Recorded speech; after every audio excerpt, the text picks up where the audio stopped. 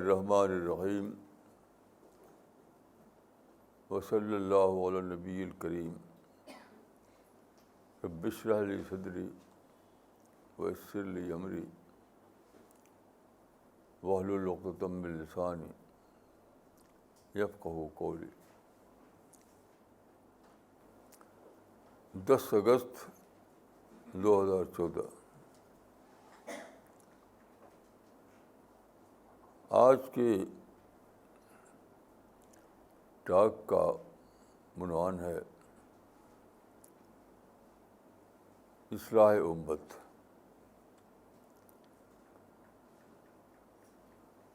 میں بہت دن سے ایک حدیث کو لے کر سوچتا تھا،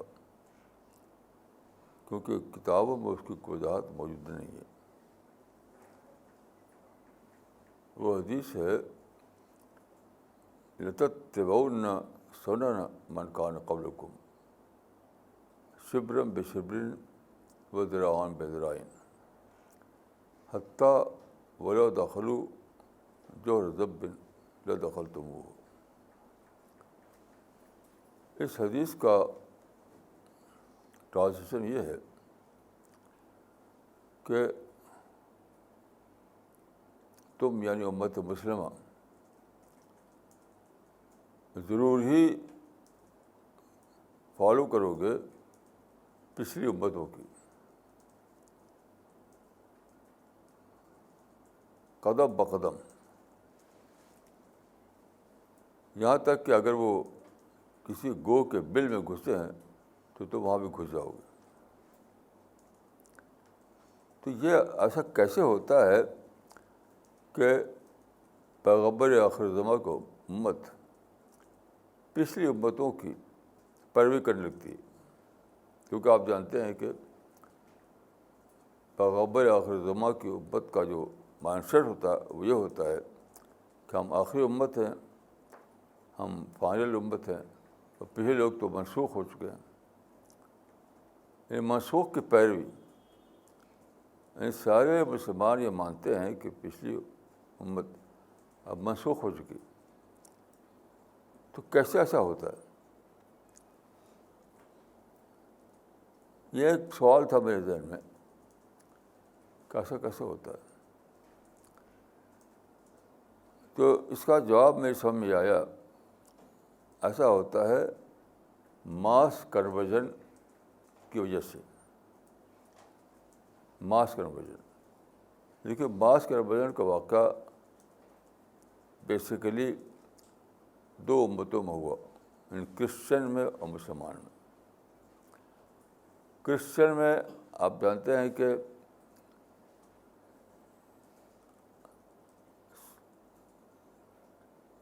چوتھی صدی عیسوی میں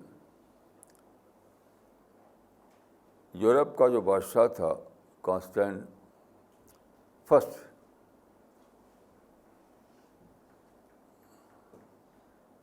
تو وہ اس نے کرسچینٹی قبول کر لیا، تو پورے یورپ میں کرسچینٹی پھیل گئی۔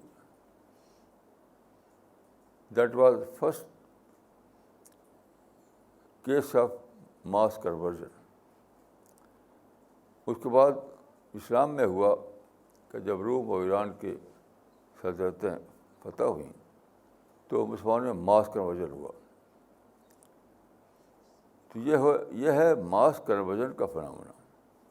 اس طرح سے کہ جو لوگ فوج در فوج اپنا مذہب بدل کر نئے مذہب میں آتے ہیں، تو وہ کیا ہوتا ہے، جیسے مسلمانوں میں کیا ہوا، کلمہ پڑھ کر اسلام میں داخل ہو گئے، لیکن جو مائنڈ سے چلا رہا تھا صدیوں سے وہ تو اس سے بدلتا نہیں۔ اس کے لیے تو ضرورت ہے ٹریننگ کی، تربیت کی، تعلیم کی۔ تو پہلے زمانے میں اس کا کوئی انتظام نہیں تھا۔ اب آپ جانتے ہیں کہ جب سے پرنٹنگ پریس آیا ہے تب سے ایجوکیشن پھیل گئی ہے۔ پرنٹنگ پریس کا بہت بڑا دخل ہے ایجوکیشن کو پھیلانے میں۔ اس سے پہلے ایجوکیشن بہت ہی لمیٹڈ دائرے میں ہوا کرتی تھی۔ تو کہاں کیسے ان کا ذہن کیسے بدلتا؟ تو یہ لوگ جو ہیں جو پچھلے مائنڈ سیٹ کو لے کر کے اسلام میں داخل ہوئے، وہ اسی مائنڈ سیٹ کے مطابق انہوں نے اسلام کو ڈھال دیا۔ ہوا یہ کہ یہ ہوتا ہے کہ وہ جب ماس کنورژن ہوا تو اس میں بہت سے لوگوں نے عربی زبان پڑھی، عربی پڑھ کر کے وہ عالم بن گئے، وہ امام بن گئے، وہ مجتہد بن گئے۔ یہ سارے لوگ جو تھے، آپ غور کیجیے، مجھے یہاں سے کلو ملا، کلو کہ وہ سارے لوگ جن کو ہم کہتے ہیں امام، مجتہد اور شیخ الاسلام اور بڑے بڑے القاب دے رکھے ہیں ہم نے، وہ ان میں وہ کون تھے؟ وہ عرب نہیں تھے، وہ سب یہی تھے، عجمی لوگ تھے جو رومی سلطنت اور بیزنطین سلطنت کے فتح کے بعد ماس کنورژن جو ہوا اسی میں سے نکلے لوگ۔ تو عرب لوگ جو تھے وہ رسول اللہ سے براہ راست ڈائریکٹلی انہوں نے تربیت پائی تھی، ان کا ذہن دوسرا تھا۔ لیکن جو بعد کو جو اسلام میں داخل ہوئے وہ تو سب عجمی لوگ تھے۔ وہ تو اپنے اس مائنڈ سیٹ کی بنا پر، جو مائنڈ سیٹ بنایا تھا ان کے اندر، اسی میں اسلام کو ڈھال دیا انہوں نے۔ اب میں آپ کو دوسری بات عرض کرتا ہوں، پچھلے 1000 سال میں جو عربی کتابیں لکھی گئی ہیں اسلام کے بارے میں، پہلے تو وہ منسکرپٹ ہوا کرتا تھا، مخطوطہ، اب وہ چھپ کر اور لائبریری میں موجود ہے، بلکہ وہ اب جو اسمارٹ فون آیا ہے تو آپ کی جیب میں موجود ہے، وہ ہر کتاب آپ کی جیب میں موجود ہے، آپ پڑھ لیجیے۔ ان ساری کتابوں کا خلاصہ یہ ہے کہ وہ عملاً اسلام کو اسلام کے دو پہلوؤں کو بتاتی ہے، فضائل اور مسائل، بس زیادہ تر فضائل اور مسائل۔ تو مسائل کیا ہے؟ یعنی فارم کی تفصیل۔ مسائل سارے فارم کے بارے میں ہوتے ہیں، مسائل کبھی بھی اسپرٹ کے بارے میں نہیں ہوتے، فارم کے بارے میں۔ اور فضائل جو ہیں تو کچھ لوگوں کو مان لے گا کہ یہ بڑے تھے تو ان کے فضائل بیان کرنا، اس میں پیغمبر بھی شامل ہیں۔ تو فضائل اور مسائل، مسائل کیا ہے؟ میں آپ کو ایک مثال دیتا ہوں۔ مثلاً ایک بڑے عالم سے میری ملاقات ہوئی تو انہوں نے کہا کہ مسلمان جو نمازیں پڑھتے ہیں تو ان کی میجارٹی ایسی ہے جن کی نمازیں درست نہیں ہوتی، یعنی میجارٹی جو نمازیوں کی ہے ان کی نمازیں درست نہیں ہوتی۔ وہ کیسے؟ انہوں نے کہا کہ جو مسائل فقہ ہیں اس کے مطابق نماز نہیں پڑھتے وہ۔ مثلاً انہوں نے اس کو بتایا اس طریقے سے، مثلاً آدمی کیا کرتا ہے کہ سب سے پہلے اللہ اکبر کہہ کر کے وہ نماز میں داخل ہوتا ہے۔ انہوں نے بتایا کہ اللہ اکبر کریں جب ہاتھ اٹھاتے ہیں تو ہمارا ہاتھ کیسا ہونا چاہیے؟ انگلیاں بالکل آسمان کی طرف، انگوٹھا کان کی طرف، بالکل کان کی سیدھ میں انگوٹھا ہو، آسمان کی سیدھ میں انگلیاں ہوں۔ تو آپ بتائیے کتنے لوگ سے اہتمام کرتے ہیں؟ پھر نیت باندھنا ہے تو ان کا نیت اس طرح باندھنا چاہیے کہ 2 انگلی ایسے ہو، 3 انگلی ایسے ہو اور یہ ایسے ہو۔ تو اتنا زبردست کون کرتا ہے؟ پھر انہوں نے کہا کہ جب رکوع میں جاتے ہیں تو پیٹھ بالکل سیدھی ہونی چاہیے، کمر سے سر تک بالکل سیدھا۔ یہ کون کرتا ہے؟ ایسے جب کھڑے ہوتے ہیں آپ رکوع کے بعد تو انہوں نے بتایا کہ وہ بالکل سجدے پر نظر ہونی چاہیے، سجدہ جہاں آپ سجدہ کریں گے تو اسی پر نظر ہونی چاہیے. اس طرح کی بہت ساری باتیں. تو میں نے کہا کہ آپ نماز کو آپ لوگ سرکس سمجھتے ہیں. نماز کو سرکس بنا دیا انہوں نے. تو یہ ہے مسائل والا دین. تو مسائل والا دین کیا ہے؟ حقیقت میں وہ ریڈیوسڈ فارم آف اسلام ہے. مسائل والا دین جو ہے وہ ریڈیوسڈ فارم آف اسلام ہے. اب جو دوسرا اعلیٰ دین ہے، جو ہائر ورژن آف دین ہے، وہ فضائل کے خانے میں چلا گیا. یعنی انبیاء ہیں، صحابہ ہیں، ان کے خانے میں چلا گیا. تو جو ہائر فارم آف اسلام ہے وہ ہمارے آپ کے حصے میں نہیں آتا، وہ تو ان کے حصے میں چلا گیا. ہمارے آپ کے حصے میں آتا ہے وہی فارم والا اسلام جو ریڈیوسڈ ورژن آف اسلام ہے. یہ کس نے کیا؟ یہ اسلام کا ایڈیشن جو ہے کس نے تیار کیا؟ ایک کنورٹر مسلمانوں میں. کیونکہ جس مذہب سے نکل کر آئے تھے وہ یہی سا مذہب تھا. جس مذہب سے نکل کر آئے تھے وہاں یہی کانسیپٹ تھا مذہب کا، وہی انہوں نے اسلام میں انجیکٹ کر دیا.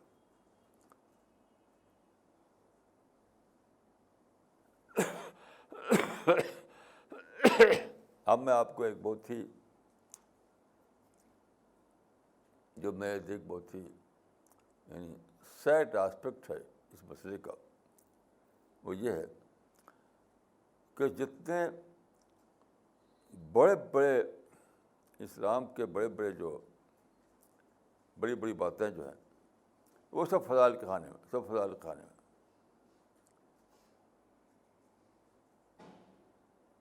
وہ سب فضائل کے خانے میں. مثال کے طور پر دیکھیے، رسول اللہ صلی اللہ علیہ وسلم کے بارے میں آیا ہے کہ ورزق و رب کا خیر و آپ کا، کہ اللہ کی طرف سے ان کو ایک رزق ملتا تھا جو بہت ہی اعلیٰ ہوتا تھا. وہ یہ رزق مراد فوڈ نہیں ہے، یہ ہے اسپریچول رزق. اس کو ڈال دیا انہوں نے رسول اللہ کے کھانے میں. ہمارے آپ کے حصے میں کچھ نہیں. ہمارے آپ کے حصے وہی ہے فار بارہ اسلام، ریڈیوس فار. تو رزق رب جو ہے، جو ہائر فارم آف اسلام ہے، وہ پیغمبر خانے میں چلا گیا، ہمارے آپ کے حصے میں نہیں ہے. وہ آپ حدیث کتابوں میں یہ سب باتیں پڑھیے تو فضائل نبوت کے طور پر ذکر رہے گا اس کا. تو میں جو اس پر ریسرچ کی تو مجھے سمجھ میں آیا کہ رسول اللہ جو تھے ان کے بارے میں یہ آیت صحیح کیس بتاتی ہے رسول اللہ کیا چیز ہوتے تھے. تو یہ آیت ہے کہ ما انا بشر مثلکم یوحی الی انما الہکم الہ واحد. یعنی پیغمبر نے کہا کہ میں تو صرف ایک انسان ہوں، جو اسپیشلٹی ہے وہ صرف یہ ہے کہ میرے پر وحی آتی ہے. اس کا مطلب کیا ہوئی ہے کہ پیغمبر پر فرشتے کے ذریعے جو وحی آتی تھی اس میں ہم نے ہمارا حصہ اس میں نہیں کچھ ہے. یعنی ہمارے پاس فرشتہ نہیں آئے گا، وحی نہیں آئے گی. تو پیغمبر کی جو اسپیشلٹی ہے وہ وحی کی اسپیشلٹی ہے. وحی کے معاملے میں ہم اور پیغمبر کامن نہیں ہیں. باقی سب جو ہے وہ اسوہ ہے، سب کچھ اسوہ ہے. رزق رب بھی اسوہ ہے. یعنی ہمیں کوشش کرنا چاہیے کہ ہم بھی اس ایمان کو پائیں جس میں ہمیں رزق رب وصول ہونے لگے. رزق رب کیا ہے؟ رزق رب کوئی مسٹیریس چیز نہیں ہے. اسپریچول ایکسپیرئنس، اللہ کا انسپریشن، مختلف چیزوں کو پوائنٹ آف ریفرنس بنا کر کے اس سے معرفت کی غذا حاصل کرنا، انٹلیکچوئل ڈیولپمنٹ، اسی کا نام رزق رب ہے. تو جب آپ تدبر کرتے ہیں، جب آپ توسم کی صلاحیت پیدا کرتے ہیں، جب آپ گہرا مطالعہ کرتے ہیں قرآن کا اور تخلیق کا، تو آپ کو رزق رب ملنے لگتا ہے. رزق رب جو ہے پیغمبر کے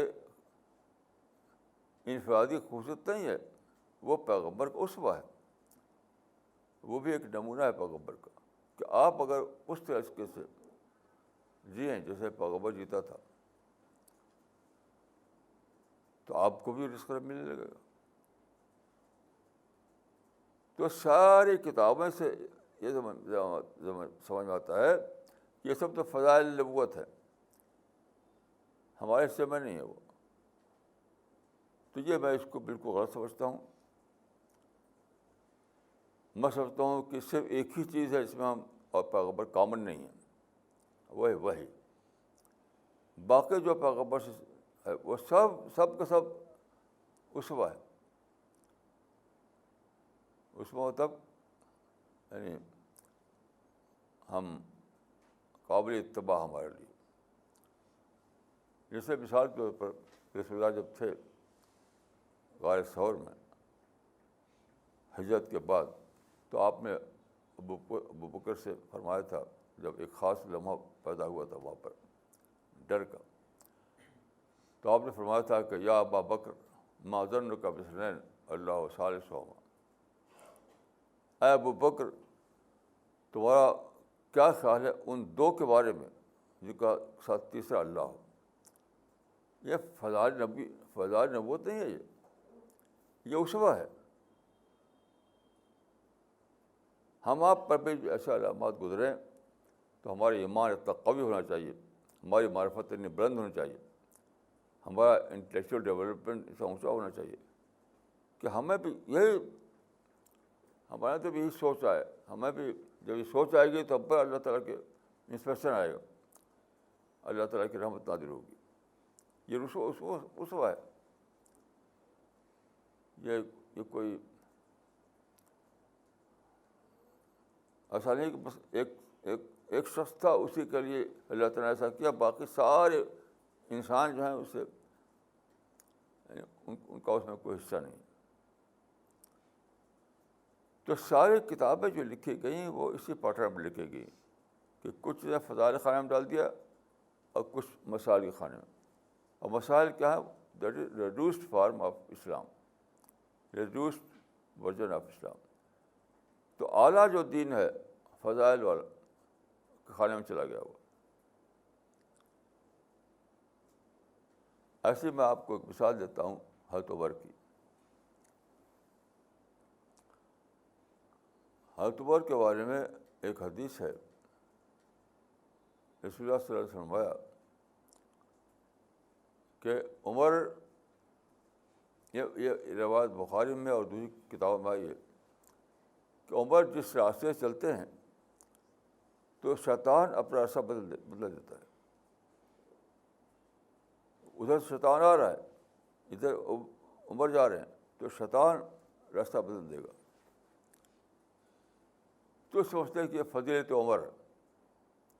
تمام کتابوں میں، تمام شرحوں میں، تمام جو کمنٹریز ہیں سب میں بتایا ہے کہ یہ فضیلت عمر، فضیلت عمر. میں کہتا ہوں کہ ہرگز نہیں، یہ فضیلت انسان ہے، یہ فضیلت انسان ہے. کوئی بھی انسان اگر اپنے اندر اعلیٰ ایمان پیدا کرے، اعلیٰ معرفت پیدا کرے، وہ تدبر کرے، توسب کرے، قرآن میں اور سنت میں اپنے آپ کو غرق کرے، تو وہ بھی ایسے بچ جائے گا. اور دیکھیے یہ تمثیل کی زبان میں ہے، سمبولک لینگویج ہے. ایسا نہیں کہ ادھر سے وہ جا رہے ہیں ادھر سے وہ آ رہے ہیں تو راستہ بدل دیا، نہیں. اس کا میں سمجھتا ہوں کہ اس حدیث کو سمجھنے کے لیے آپ ایک قرآن کی ایک آیت پر غور کیجیے. قرآن کی آیت ہے اذا مسهم طائف من الشیطان تذکروا فاذا هم مبصرون. اس کا راز ہے تذکر. اس آیت کے مطابق تذکر کا مطلب ہوتا ہے ٹو ریممبر، یاد کرنا. کہ جب شیطان ان کو مس کرتا ہے، ٹچ کرتا ہے، جب شیطان کو ٹچ کرتا ہے تو اچانک وہ باخبر ہو جاتے ہیں اور پھر ان کے اندر اللہ کی یاد آتی ہے اور پھر وہ اس سے بچ جاتے ہیں شیطان کے اس سے. یہی مطلب ہے اس کا. تو حضرت عمر جو تھے وہ ان کا ایمان، ان کی معرفت، یہ سب اتنا بڑھا ہوا تھا کہ شیطان جب کوئی وسوسہ ڈالتا تھا، شیطان کوئی کہیں ٹچ کرنے کے معنی وسوسہ ڈالنا، تو فوراً وہ اس کو پہچان لیتے تھے اور اس کو ایسیس کر کے اس کو ڈیفیوز کر دیتے تھے. یہ مطلب ہے اس کا. تو کوئی بھی شخص اگر اپنے اندر وہ صفات پیدا کرے تو وہ بھی ایسے ہی کر پائے گا. جیسے میں آپ کو مثال دیتا ہوں کہ اس کا مطلب کیا ہے. حضرت عمر کے بارے میں ایک واقعہ آتا ہے. جب وہ خلیفہ تھے، مدینہ میں خلیفہ تھے وہ رسول اللہ کے بعد. تو ایک دن جب آپ کے خلاف خلیفہ کے حیثیت سے اپنے مقام پر بیٹھے ہوئے تھے، اور بھی لوگ تھے وہاں پر، تو ایک شخص آیا، اس کا نام تھا اوینا. تو آ کر کے سیدھے کیا کہتا ہے وہ کہ اے عمر، تم نہ ہم کو کچھ دیتے ہو اور نہ انصاف کرتے ہو. یعنی سیدھے خلیفہ کو کہتا ہے وہ کہ اے عمر، تم کو نہ کچھ دیتے ہو اور نہ ہمارے ساتھ جسٹس کرتے ہو. تو روایت میں ہے کہ حضرت عمر غصہ آ گئے، ان کو غضبناک ہو گئے اور اٹھے جھپٹے اس کی طرف. اس میں ہمہ کا لفظ ہے. ہمہ کا مطلب ہے اس کی طرف قصد کیا، اس کی طرف لپکے، مطلب اس کو سزا دیں یا کچھ بھی کریں. تو وہاں پر ایک صحابی تھے، انہوں نے کہا کہ اے عمر، انہوں نے قرآن کی ایک آیت یاد دلا دی ہے عمر کو. ان صحابی کا نام تھا حر ابن قیس.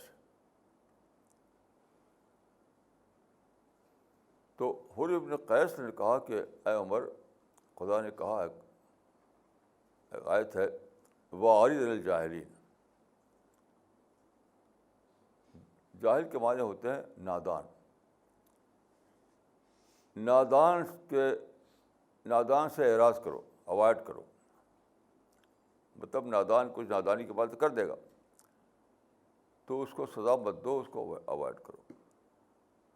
تو جیسے ہی انہوں نے آیت پڑھی، عمر فل فور کھڑے ہو گئے، یعنی جھپٹ کے جا رہے تھے اس کی طرف، کھڑے ہو گئے.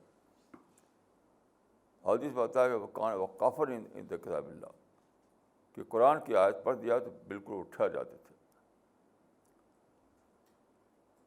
اب دیکھیے یہاں پر کیا ہوا. یہ بھی کوئی مسٹیریس بات نہیں ہے. اس کا مطلب یہ ہے کہ جب وہ غصے میں تھے تو انہوں نے سمجھ لیا تھا کہ اس کا کیس جو ہے سرکشی کا کیس ہے، پنشبل کیس ہے، اس کو سزا دینے کی ضرورت ہے.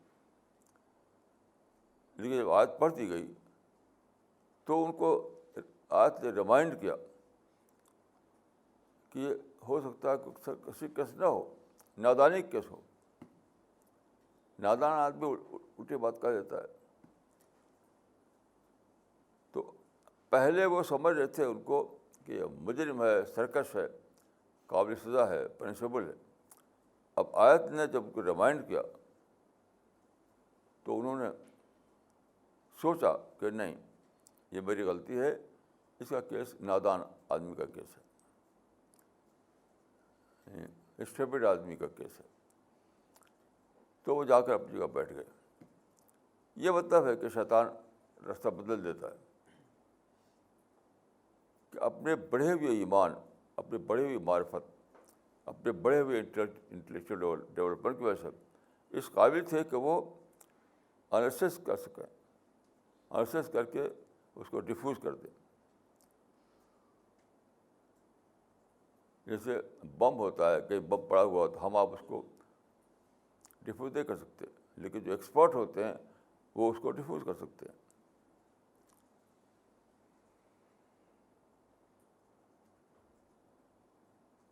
تو آپ اس میں جو بات کہی گئی ہے وہ فضیلت عمر نہیں ہے، وہ فضیلت معرفت ہے. اس روایت سے جو بات نکلتی ہے وہ فضیلت عمر نہیں بلکہ فضیلت معرفت نکلتی ہے. یعنی اپنے سوچ کو، اپنے انٹلیکچوئل ڈیولپمنٹ کو، اپنی معرفت کو اتنا بڑھاؤ کہ تم چیزوں کو انالسس کر سکو، انالسس کو ڈیفیوز کر سکو، تو شیطان تمہارے لیے ان افیکٹو ہو جائے گا. یہ سے نکلتا ہے. تو یہ نہ کوئی مسٹیریس بات ہے، نہ فضیلت عمر کی بات ہے، یہ بات ہے معرفت کی، فضیلت کی. ایسے دیکھیے ایک اور میں واقعہ بتاتا ہوں ایک صحابی کا. ایک صحابی تھے، ان کا نام تھا ابو ذر. دوسرے صحابی تھے، ان کا نام تھا بلال. تو بلال جو تھے وہ یعنی سیاہ فام تھے، یعنی بلیک تھے. وہ ابو ذر تھے، وہ سفید فام تھے، یعنی وائٹ تھے. تو ایک مرتبہ دونوں میں کسی بات پر کچھ تکرار ہو گئی. تو ابو ذر کی زبان سے نکلا یبن السودا، یبن السودا، اے کالی، یعنی ہے بلیک ماں کے بیٹے. یبن السودا کا مطلب ہے اے بلیک ماں کے بیٹے. تو رسول اللہ کو جو یہ معلوم ہوا، آپ نے فرمایا ابو ذر سے انتم رون فی کا جاہلیہ، اے ابو ذر تمہارے سے ابھی تک جاہلیت باقی ہے. تو فوراً ان کو احساس ہو گیا کہ میں نے غلطی کی. غلطی یہ کی کہ انسان کو بلیک اینڈ وائٹ میں بانٹا میں نے. انسان سب انسان ہوتے ہیں. یہ تقسیم کی سفید فام اور سیاہ فام میں فرق ہے، بلیک میں اور وائٹ میں فرق ہے. یہ میری غلط سوچ تھی. وہ سب کلر اللہ کے دیے ہوئے ہیں. کلر آدمی نے خود نے بنایا ہے. جو کسی کا وہ جو کلر ہے وہ تو اللہ کی کریشن ہے. تو اس میں ہمیں کہنے کا حق نہیں ہے، کیا ہمیں یہ حق نہیں کہ ہم سمجھیں کہ یہ افضل ہے، وہ غیر افضل ہے، یہ چھوٹا ہے، وہ بڑا ہے. سب انسان ہیں، سب انسان ہیں. تو جب رسول اللہ نے یاد دلایا اس طرح ان کے ذہن نے سوچا، اس طرح ذہن نے سوچا انہوں نے.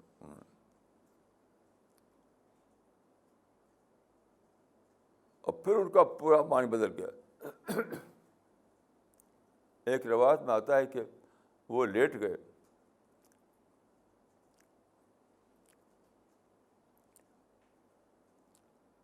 وہ لیٹ گئے اور بلال سے کہا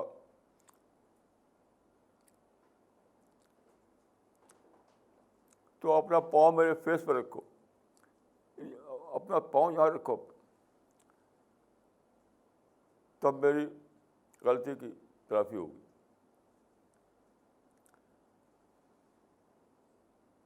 تو یہ تھا، اس طرح سے انہوں نے اس کو ڈیفیوز کیا. تو شیطان ان کے لیے ان افیکٹو ہو گیا. یعنی پہلے شیطان نے ان کو یہ احساس دلایا کہ تم وائٹ ریس سے ہو، وہ بلیک ریس سے ہے، وہ سیاہ فام ہے تو سفید فام ہو. یہ شیطان ڈالا تھا. لیکن جب ان کو رسول اللہ نے یاد دلایا تو یہ بات رسول اللہ کی نہیں، کوئی بھی انسان یاد دلائے تو آپ کو فون رکنا چاہیے. یہ مطلب ہے کہ پیغمبر ہو وہ بھی یاد دلائے تب تو آپ اس کا اثر لیں، ورنہ اثر نہ لیں. کوئی بھی انسان آپ کو یاد دلا دے تو آپ کو فون چیک کرنا ہونا چاہیے.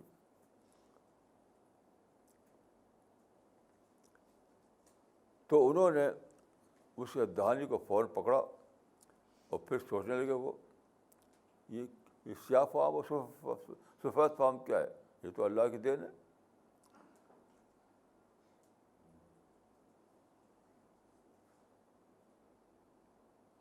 جیسے رسول اللہ نے اعلان کیا تھا حجۃ الوداع میں، لا فضل لعربین علی عجمین ولا لاسود علی احمر، یعنی بلیک وائٹ کو بلیک پر کوئی فضیلت نہیں.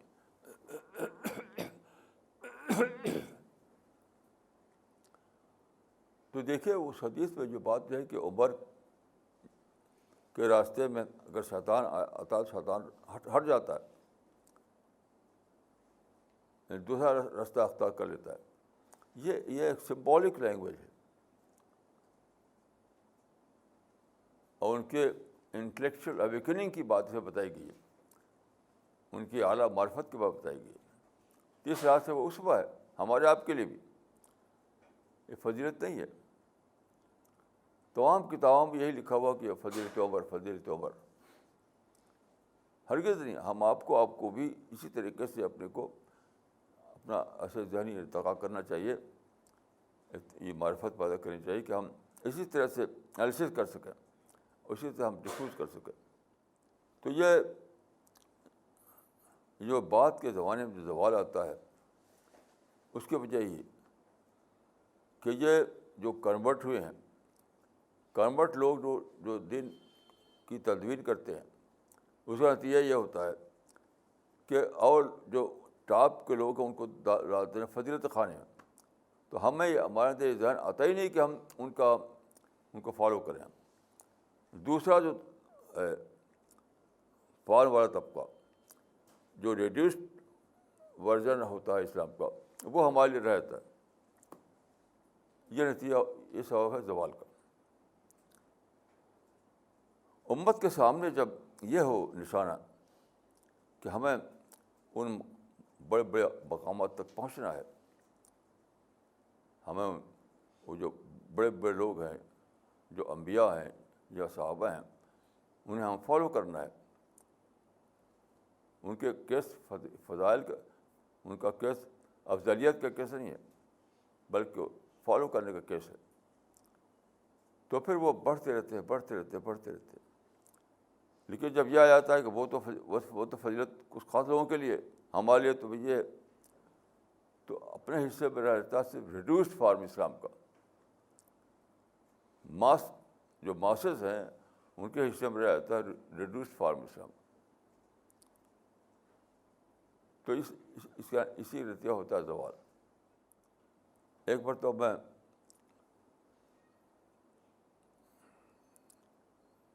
تو ایک صاحب ملنے آئے ہم سے، وہ بہت ہی کنزرویٹو قسم کا آدمی تھے وہ. تو کھانے کا وقت تھا تو ان کے لیے کھانا منگایا گیا.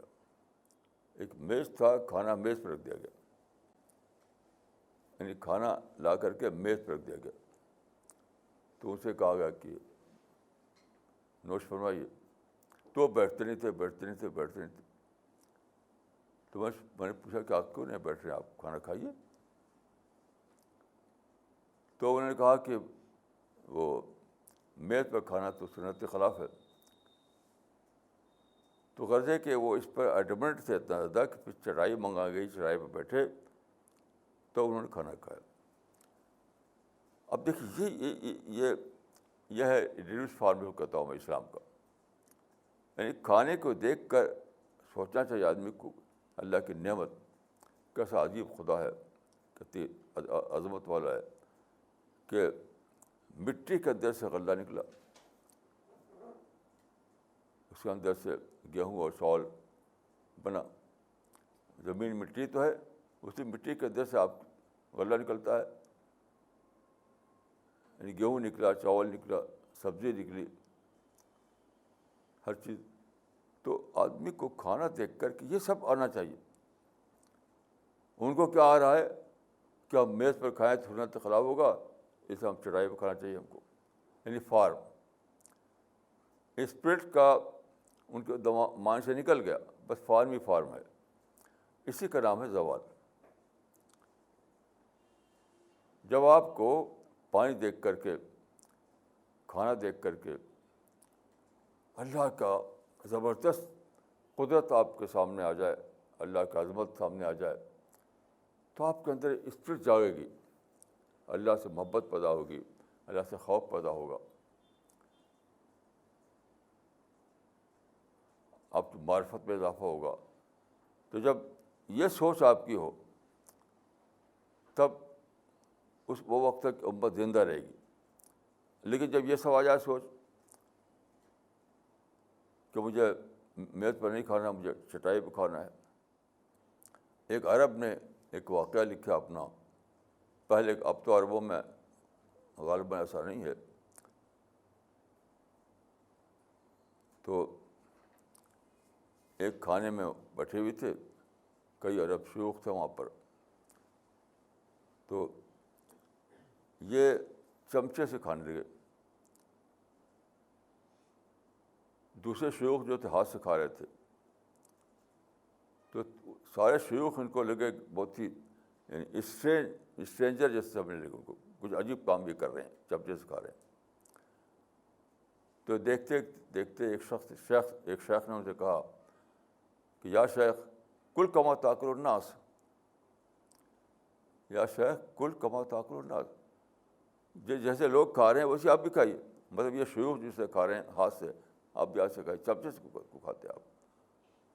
اب وہاں پہ دیکھیے، جب میز پر وہاں پر عربوں کے دسترخوان پر آپ جانتے ہیں بہت کھانے کا سامان ہوتا ہے، اس کو دیکھ کر آپ کو اللہ کی نعمت یاد آنا چاہیے، اللہ کی قدرت یاد آنا چاہیے، اللہ کی عظمت یاد آنا چاہیے، کیسے اللہ نے یہ سب چیزیں پیدا کر دی۔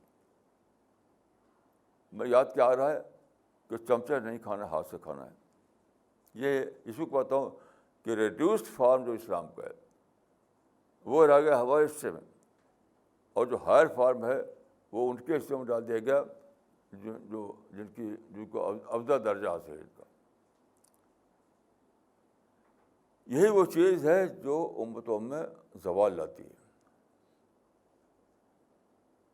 تو جڑ وہاں ہے کہ ماس کنورژن ہوا، لوگ اسلام میں کلمہ پڑھ پڑھ کے داخل ہو گئے،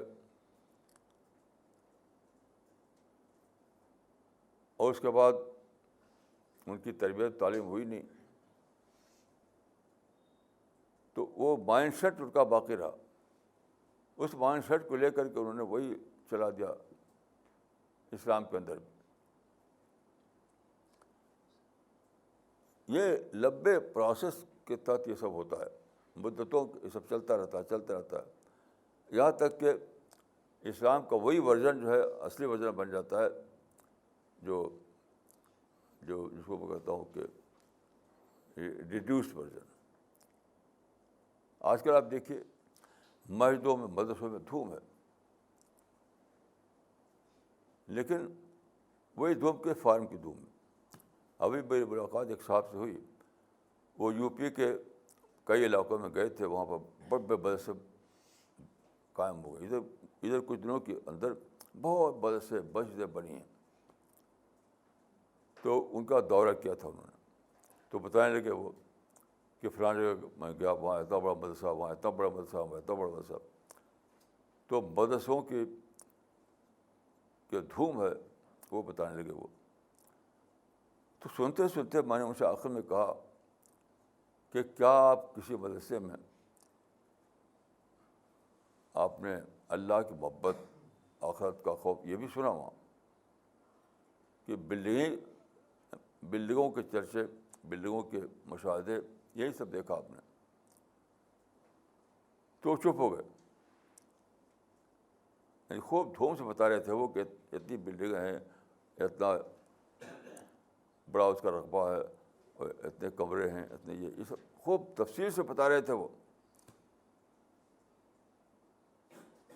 تو میں نے اس سے پوچھا کہ بھائی یہ سب جو آپ بتا رہے ہیں یہ بتائیے کہ وہاں پر اللہ کی محبت، آخرت کا خوف اور جنت جہنم کا چرچا یہ بھی سنا آپ نے؟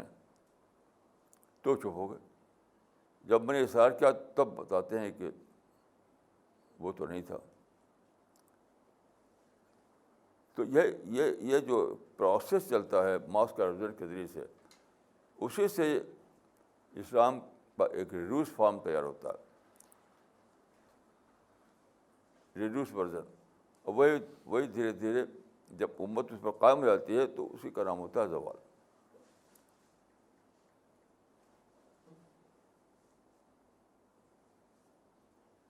اسی لیے امام مالک نے بہت گہری بات کہی تھی.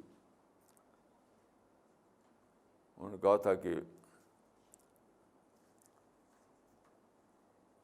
لن یصلح آخر هذه الامہ الا بما صلح به اولها.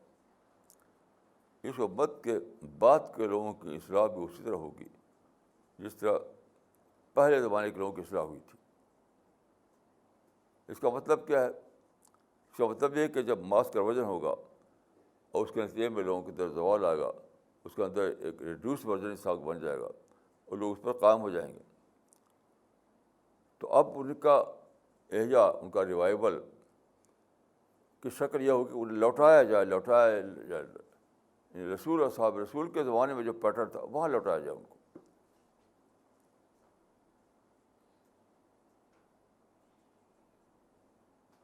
یعنی وہ اس طرف جہاں کے فارم کی دھوم نہیں تھی بلکہ اسپرٹ کی دھوم تھی، زوال کی دھوم نہیں تھی، حقیقت کی دھوم تھی، اس کو وہاں لوٹایا جائے.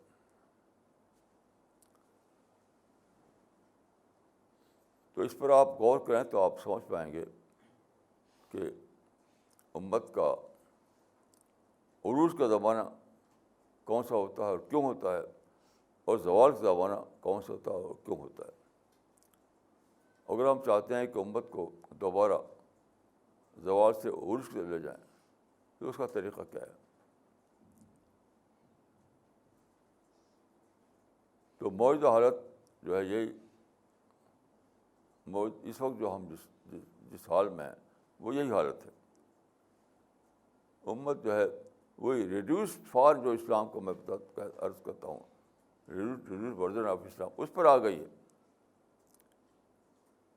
یعنی فارم پر. اب میں اسپرٹ والے اسلام پہ لے جانا ہے جو رسول اللہ کا اور صحابہ کے زمانے میں تھا. اور یہ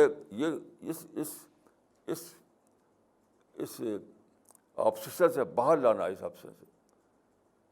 آبسیشن سے باہر لانا کہ ہمارے تو مسائل والا اسلام ہے، ان کے لیے فضائل والا اسلام تھا. اس آبسیشن سے باہر لانا ہے.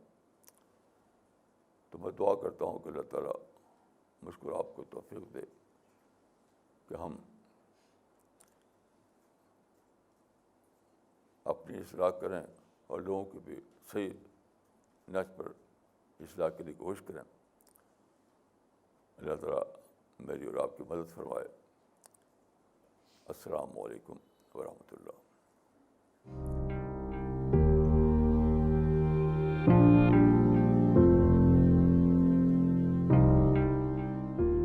عمری نے کیا ہے اور وہ آپ سے جاننا چاہتے ہیں کہ الہام، وحی اور رزق رب میں کیا فرق ہے، اس کے بارے میں بتائیں.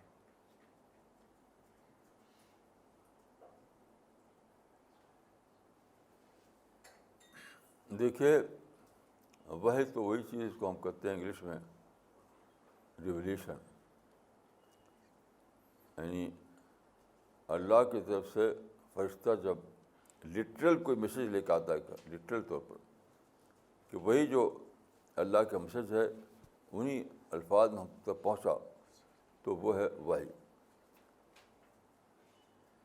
بالکل لٹرل طور پر. یعنی الحمدللہ رب العالمین جو ہے وہ ترجمہ نہیں ہے، وہی ہے جو اللہ کی طرف سے فرشتوں کو ملا تھا اور فرشتوں نے رسول تک پہنچایا. تو وہی جو ہے وہ ریولیشن کا نام ہے، اور وہی پیغمبر کے لیے خاص ہوتی ہے. وحی کے معاملے میں پیغمبر اور دوسروں کا کوئی یعنی حصہ نہیں، دوسرے لوگوں کا حصہ نہیں اس میں، وہ صرف پیغمبر کے لیے. الہام جس چیز کو ہم کہتے ہیں وہ وہی اس کو انگریزی میں کہا تھا انسپریشن. انسپریشن لٹرل نہیں ہوتا, یعنی معنی کے اعتبار سے ہوتا ہے.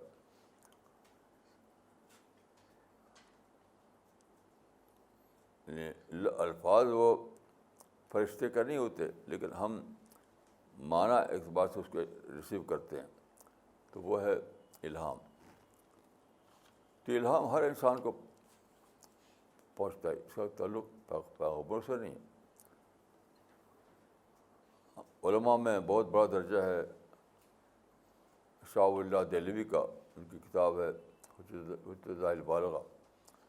انہوں نے اپنے بارے میں لکھا ہے کہ الہمنی ربی, اللہ نے مجھ پر الہام کیا. الہمنی ربی, تو الہام جو ہے شاہ ولی اللہ صاحب کو ہوا تھا, ان کی خاصیت تھی, ہر ایک پہ الہام ہو سکتا ہے. الہام بمعنی انسپریشن.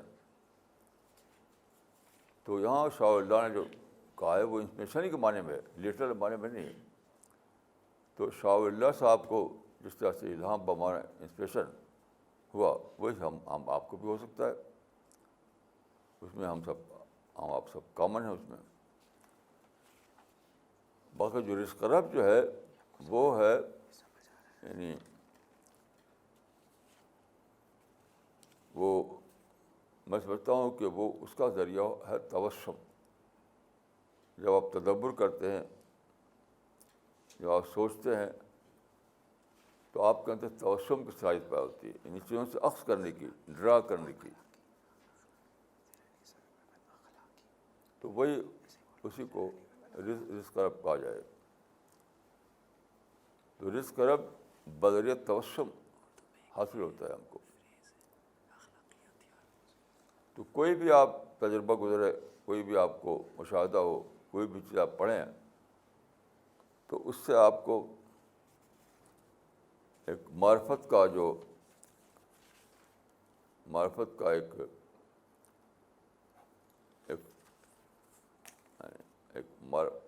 معرفت والی بات آپ کا مائنڈ میں آ جائے, تو وہی ہے رزق رب. حضرت مریم کو یہی اسی معنی میں رزق رب ملا تھا, رسول اللہ کو اسی معنی میں رزق ملتا تھا. اور یہ ہر صاحب ایمان کے لیے مقدر ہے, بشرطے کہ وہ اس کو پیدا کرے. وہی یعنی وہی تدبر, وہی ایمان, وہی توسم, تو پھر اس کو رزق رب ملنے لگا. تو وہ تو بالکل الگ چیز ہے, لیکن الہام الگ چیز نہیں ہے. وہ ہر ایک کو ہو سکتا ہے. جیسے کہ شاہ اللہ صاحب نے کہا کہ الہمنی ربی, اور اس کا رب بھی ہر ایک کو پہنچ سکتا ہے. جہاں تک میں نے سمجھا ہے معاملہ یہی ہے.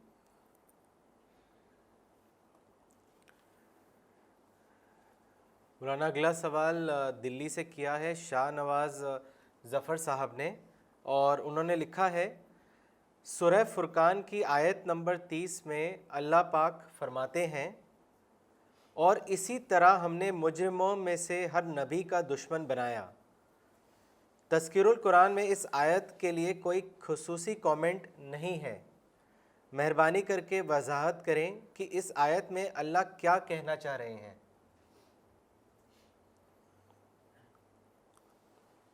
دیکھیے, اس کا مطلب یہ ہے کہ جب بھی کوئی شخص بے آمیز دعوت لے کے اٹھتا ہے, اللہ کی جو بے آمیز دعوت ہے, تو ہمیشہ شیطان کو لوگ کھڑا کرتا ہے اس کو مخالفت کرنے کے لیے. ہم آپ ہو تب بھی کھڑا کرے گا, اور پیغمبر ہو تب بھی کھڑا کرے گا. شیطان جو ہے, اگر لوگ شرک پر ہوں, لوگ ملاوٹی مذہب پر ہوں, لوگوں نے خود ساختہ کا ورژن بنا رکھا ہو اسلام کا, تو شیطان آپ کے پیچھے نہیں پڑے گا. لیکن جب آپ جو اصلی اسلام ہے, جو اللہ کا اتارا ہوا اسلام ہے, یعنی جو جس میں کوئی ملاوٹ نہیں ہے, اس اسلام کو لے کر کھڑا ہوں گے, تو ضرور شیطان اس کا دشمن بن جائے گا. تو شیطان خود تو سامنے آتا نہیں, کچھ لوگ کھڑا کر دیتا ہے. وہ دشمن وہی مخالفانہ باتیں کرتے ہیں، بدنام کرتے ہیں، الزام لگاتے ہیں، طرح طرح سے اس کو کریکٹر اسوسیشن کرتے ہیں تاکہ وہ تیرے کو ڈاؤن کرنا چاہتے ہیں اس مشن کو. یہ بھی پیغمبر کی یہ چیز ہی نزدیک پیغمبر کی سنت ہے. جو انسان بھی پیغمبر کے نمونے پر دعوت اللہ کا کام خاص انداز میں لے کے اٹھے گا، ضرور اس کے دشمن بن جائیں گے لوگ. شیطان کچھ لوگوں کے دماغ میں ڈالے گا کہ اس کو ڈاؤن کرو، بس یہ مطلب ہے اس آیت کا. مولانا اگلا سوال لینے سے پہلے ایک کامنٹ پڑھنا چاہیں گے جو ڈاکٹر سفینہ تبسم نے بھیجا ہے اجمیر سے، اور انہوں نے لکھا ہے: مولانا صاحب, I must congratulate you as today you have really made clear the basics of degeneration and method of Islah for a community. Now I think it is our duty to work accordingly for the reform within the Muslims. Please pray for all of us. مولانا اگلا سوال ہے انس صاحب کا دلی سے، اور انہوں نے لکھا ہے کہ دعویٰ work requires the same kind of spirit like that of earlier prophets. Maulana, how can we develop prophetic type of spirit? Please advise us. دیکھیے، یہ کوئی سیریس بات نہیں ہے. اس کا طریقہ بالکل سمپل ہے. قرآن کو تدبر کے ساتھ پڑھنا اور اپنا انٹراسپیکشن کرنا، اپنے کو ڈسٹریکشن سے بچانا، اور جب بھی کوئی بات بتانے والا بتائے تو فوراً سرنڈر کرنا. یہ نہیں کہ اپنی روش کو آپ لگے جسٹیفائی کرنے. جب بھی کوئی بتانے والا بتائے تو جلدی سے سرنڈر کیجیے. اس معاملے میں حضرت عمر رضی اللہ عنہ کا اتنا زیادہ وہ حساس تھے کہ کئی بار ایسا ہوا کسی نے بتایا تو وہ کہہ پڑھتے تھے کہ لولا فلان لہلک عمر. اس کے بتانے کا اتنا بڑا اکنالج کرتے تھے کہ تم نے اگر نہ بتایا تو میں تو ہلاک ہو گیا تھا. لولا فلان لہلک عمر، فلاں شخص اگر نہ ہوتا تو میں تو ہلاک ہو گیا تھا. تو یہ اتنا بڑا درجہ اکنالج کرنے کا.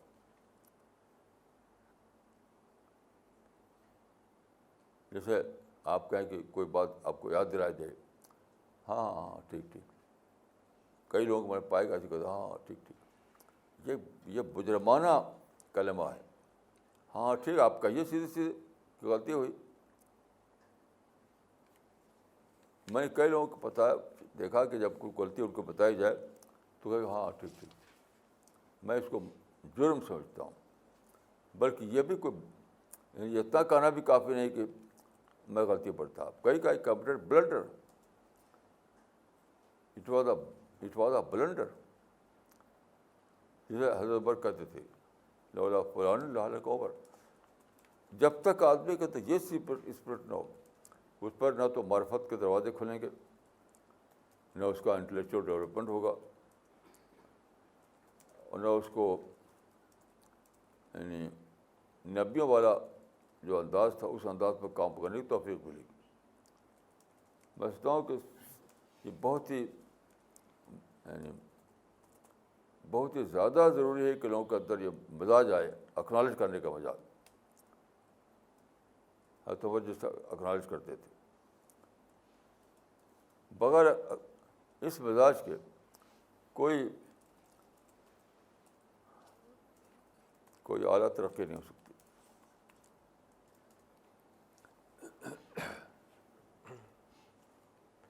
مولانا اگلا سوال آیا ہے پاکستان سے طارق بدر صاحب کا، اور انہوں نے لکھا ہے کہ I am from Pakistan where if you tell people something about from CPS learning or literature, they always ask who said that. I learned here in Pakistan that people are more concerned on who is saying rather than what is being said. although in other learnings of science, management, etc., they only see what is said and not who is saying.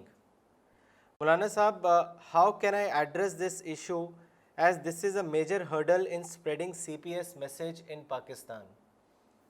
نہیں دیکھیے، major hurdle نہیں مانتا اس کو میں. جن لوگوں کے درمیان آپ نے کام کیا ان کا یہ مزاج ہے. اسی پاکستان میں دوسرے بھی موجود ہیں. آپ انہی کے پیچھے کو زیادہ پڑھیں جو آپسیشن میں جیتے ہیں. آپسیشن میں جیتے ہیں جو کھلے مائنڈ کے ہیں ان میں کام کیجیے. جیسے میرے پاس پاکستان کے ایک صاحب آئے جو وہاں کسی یونیورسٹی میں پڑھاتے ہیں. وہ تو دیر تک ہمارے پاس رہے تو بہت زیادہ اتفاق کرتے تھے ہماری باتوں سے. تو انہوں نے کہا کہ آپ کی جو رائٹنگ ہے وہ بہت اچھی ہے لیکن اس میں ایک کمی ہے. ایک کمی ہے. تو میں پوچھا کہ بتائیے کیا کمی ہے. تو انہوں نے کہا کہ یہ ہے کہ آپ کی کتابوں کو پڑھنے کے بعد کسی اور کی کتاب پڑھنے کا جی نہیں چاہتا. یہ یونیورسٹی کے استاد تھے. آپ کی کتابوں کو پڑھنے کے بعد کسی اور کی کتاب پڑھنے کا جی نہیں چاہتا. تو ایسے بھی پاکستان میں ہے. دیکھیے دعوت کا کام جو ہے وہ ایک ہنٹنگ پروسیس ہے. ان لوگوں کو ڈھونڈنا جو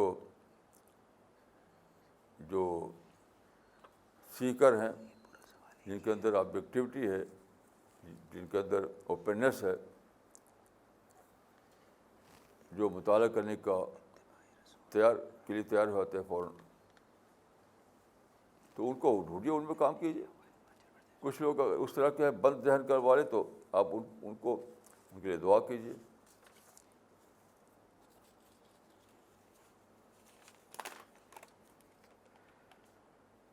مولانا اگلا سوال لینے سے پہلے ایک کامنٹ پڑھنا چاہیں گے جو شری نگر کشمیر سے آیا ہے اور محمد سمیع سادات صاحب نے بھیجا ہے. انہوں نے لکھا ہے کہ I am a regular reader of Al Risala for the last 12 years. With the grace of Allah and dua of Maulana Sahab, I think the writings of Maulana Sahab has changed the course of my life as I have got the purpose of my life. Maulana Sahab, please make dua for me. مولانا جو اگلا سوال آیا ہے وہ کانپور سے آیا ہے اور محمد معظم علی صاحب نے بھیجا ہے. انہوں نے لکھا ہے کہ I am a very small worker of the mission of CPS. I am trying to do all that is possible for me. However, personally, I am failing to perform the namaz. Maulana, please pray for me and also tell me how can I devote myself for namaz. دیکھیے یہ سوال کی بات نہیں ہے. یہ تو آپ کتابیں پڑھیے. بس ہماری کتاب ہے صوم و صلات، آپ اس کو پڑھیے. اور بھی دوسری کتابیں ہیں. مطالعہ بڑھائیے تو یہ چیز اپنے آپ ٹھیک ہو جائے گی. مولانا اگلا سوال دلی سے ہے، شہاب حیدر صاحب کا ہے. انہوں نے بھیجا ہے No doubt your teaching is based on نظام مصطفیٰ. I appreciate you but I want to know to increase my knowledge. Is there any Islamic weapon, اخلاقی ہتھیار to counter the dangers and threats for true Muslims? یہ نظام مصطفیٰ concept میرا ہے نہیں. میرا concept نہیں ہے. یہ تو میں اس کو بدعت سمجھتا ہوں. رسول اللہ نے، صحابہ نے، تابعین نے یہ لفظ استعمال نہیں کیا نظام مصطفیٰ. یہ تو آج کل بنایا گیا ہے. تو میں تو اس ٹرم کو ایک مبتدانہ ٹرم سمجھتا ہوں، بدعت سمجھتا ہوں. باقی جو بات ہے وہ آپ مطالعہ کیجیے، آپ اسٹڈی کیجیے، اس سے بات کلیئر ہو جائے گی.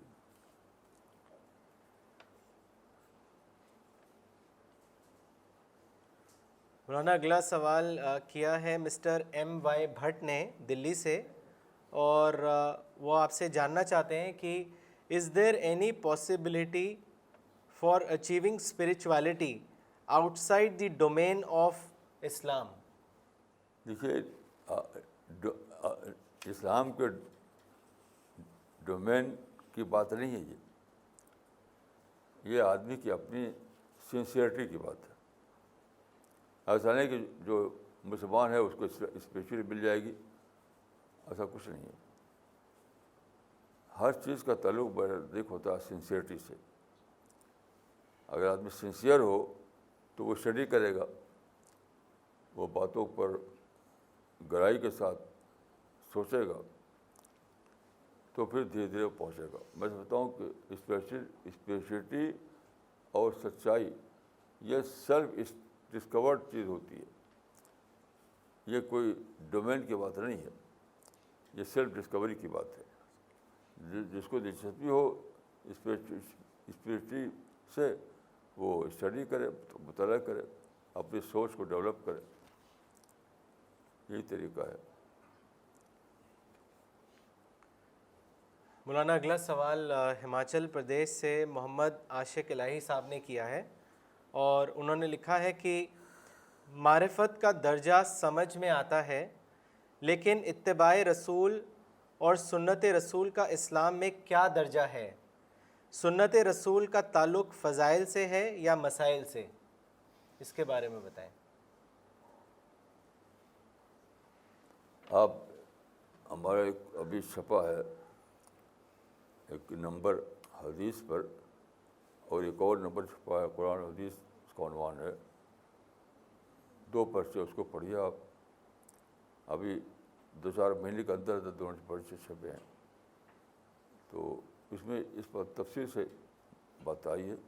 اس کو پڑھیے، اور پڑھنے کے بعد پھر کوئی نقطہ آپ کلیئر نہ ہو تو وہ سوال کیجیے.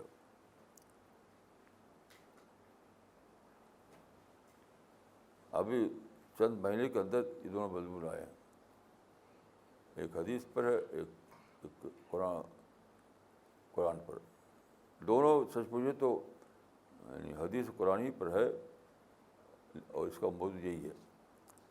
اس کو آپ پڑھیے، اور پھر اس کو پڑھنے کے بعد آپ اپنے سوال کو دوبارہ لکھیے. مولانا اگلا سوال پونے سے ہے، اور عامر صاحب نے کیا ہے، اور انہوں نے لکھا ہے کہ people often complain about everything in their daily life. Maulana you have always advised us of living in a complaint free culture. My question is how to develop this complaint free culture.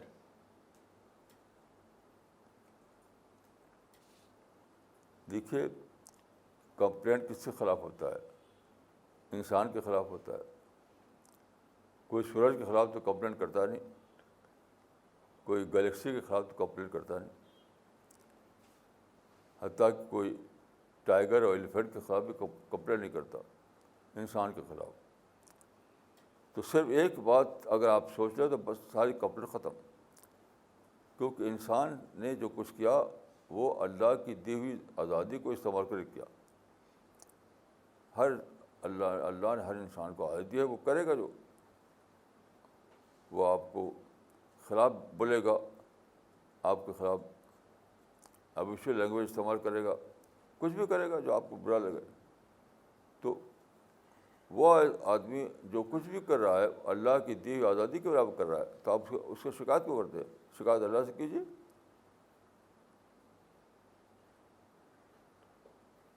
وہ تو کرے گا، جب اللہ نے آزادی دی ہے تو وہ تو کرے گا. اسی لیے قرآن میں بہت زیادہ زور دیا صبر پر. مطلب اس کو صبر کے کھانے میں ڈالیے، کیونکہ آپ بدل نہیں سکتے. قرآن میں صبر کی اہمیت نہیں زیادہ ہے کہ نماز کی اہمیت ہے. استعینوا بالصبر والصلاۃ. مسلمان نماز تو پڑھتے ہیں، مسجد جایا کر، اور صبر کرنا نہیں جانتے. تو جو انسان کی طرف سے آپ کو شکایت پہنچی ہے وہ شکایت آپ صبر کھانے میں ڈالیے، کیونکہ وہ ختم ہونے والی نہیں ہے، وہ باقی رہے گی. اس کو بھلائیے، اس کو اوائڈ کیجیے، اس کو صبر کھانے میں ڈالیے، اور کوئی حل دوسرا ہے نہیں.